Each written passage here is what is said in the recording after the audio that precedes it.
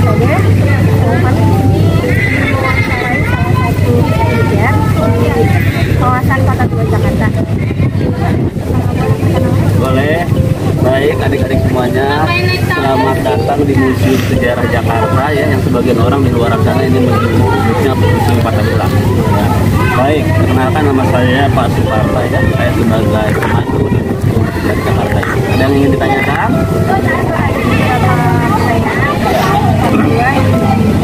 Sudah berapa lama bekerja di sini? Ya, belum lama, sekitar 6 tahunan, karena sebelumnya juga saya di Museum. Berikutnya. Adakah kendala yang pernah dirasakan selama bekerja di sini?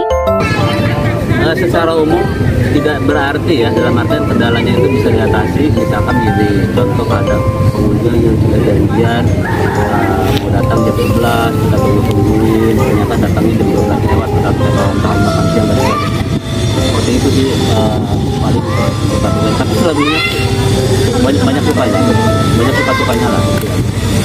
Apakah ada kebanggaan tersendiri karena bisa membantu menjaga warisan budaya?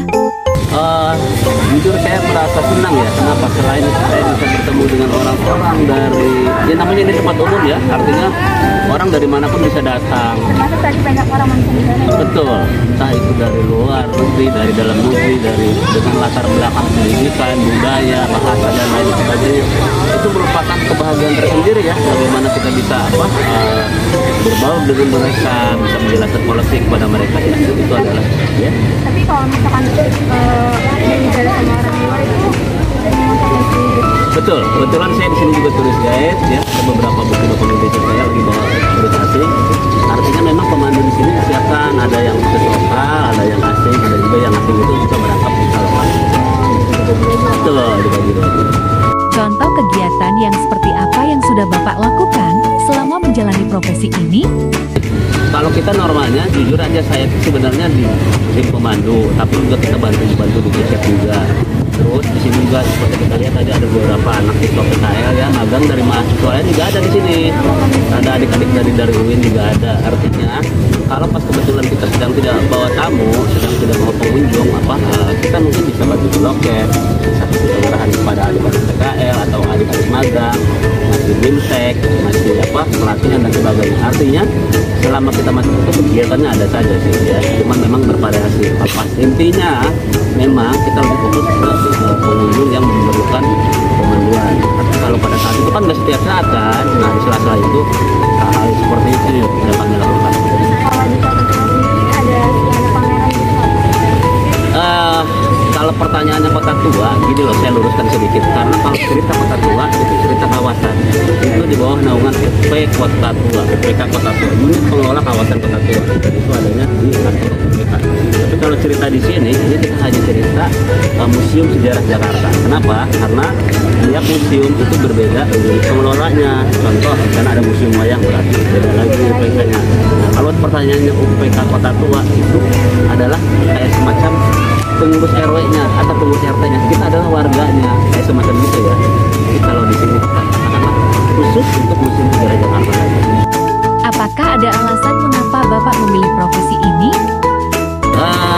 Gini ya, jadi memang kalau itu mungkin ya memang nasib juga ya, tapi memang setidak banyaknya dulu saya pernah ikutin pelatihan di Dinas Pariwisata. Kebetulan memang di sini waktu itu sedang kosong kurang orang, dan mungkin di antaranya seperti itulah. Dan saya memang senang bertemu dengan orang-orang banyak. Sekarang saya juga di rumah di komplek itu juga pengurus warga, jadi saya sudah terbiasa berbaur dengan mereka. Bisakah Bapak menceritakan sedikit mengenai gedung yang sudah menjadi Museum Kota Tua ini? Baik, ini Museum Sejarah Jakarta itu dulunya ya, kita cerita gedung dulu nih sebelum menjadi museum.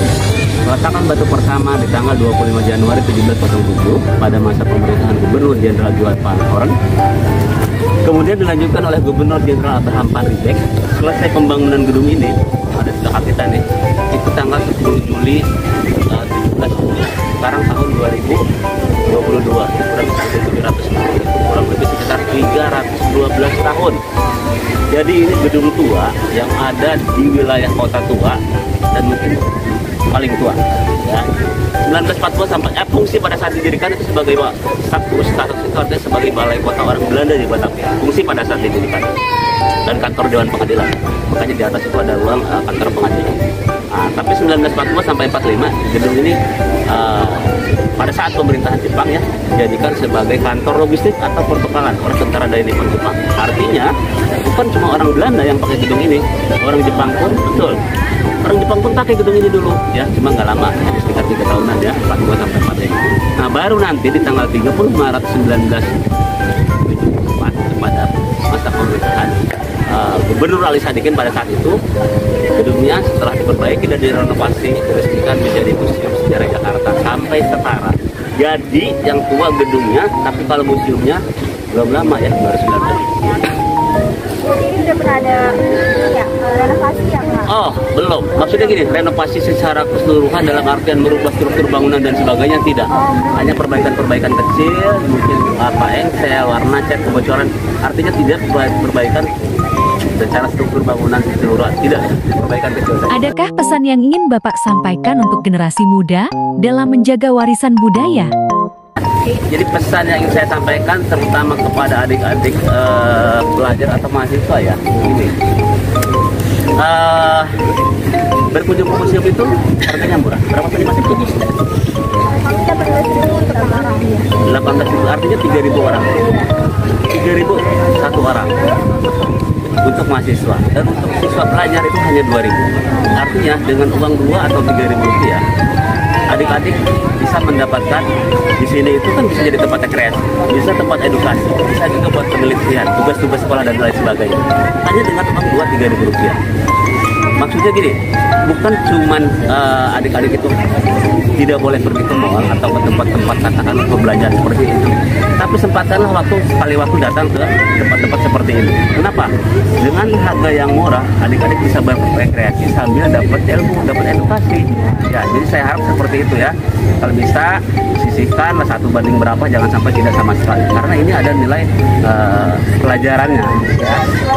Betul. Jadi kalau bisa seperti itu ya. Ada sempatlah berkunjung ke museum. Ya. Apalagi ini Museum Sejarah Jakarta. Cerita kota Jakarta ada di sini. Dari mulai cerita Sunda Kelapa, Jayakarta, Batavia, nama-nama semuanya komplit. Apalagi orang yang ada di wilayah Jakarta, ya, tahulah cerita ibu kotanya. Pun misalkan orangnya tidak di Jakarta, luar Jakarta, tapi kan ini cerita ibu kota negara.